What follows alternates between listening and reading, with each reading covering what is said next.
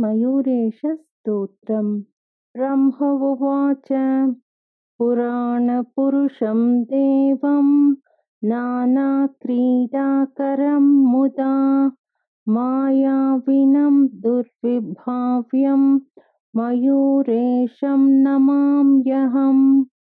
परात्परं चिदानन्दं निर्विकारं हृदि स्थितं गुणातीतं गुणमयं मयूरेशं नमाम्यहम्। सृजन्तं पालयन्तं च संहरन्तं निजेच्छया सर्वविघ्नहरं देवं मयूरेशं नमाम्यहम्। नानादैत्यनिहन्तारं नानारूपाणि बिभ्रतं नानायुधधरं भक्त्या मयूरेशं नमाम्यहम्। इन्द्रादिदेवतावृन्दैरभिष्टुतमहर्निशं सदसद्व्यक्तम् अव्यक्तं मयूरेशं नमाम्यहम्। सर्वशक्तिमयं देवं सर्वरूपधरं विभुं सर्वविद्याप्रवक्तारं मयूरेशं नमाम्यहम्।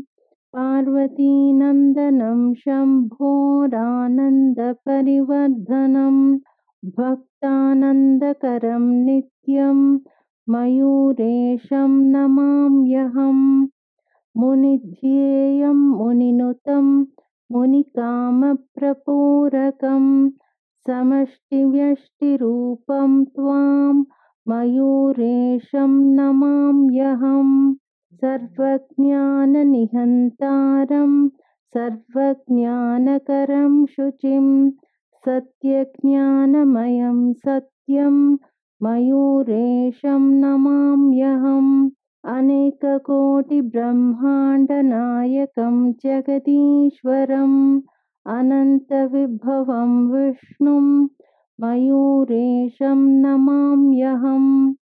मयूरेश उवाच इदं ब्रह्मकरं स्तोत्रं सर्वपापप्रणाशनं सर्वकामप्रदं नृणां सर्वोपद्रवनाशनं कारागृहगतानां च मोचनं दिनसप्तकात् आधिव्याधिहरं चैव भुक्तिमुक्तिप्रदं शुभम्। इति श्रीमयूरेशस्तोत्रं सम्पूर्णम्।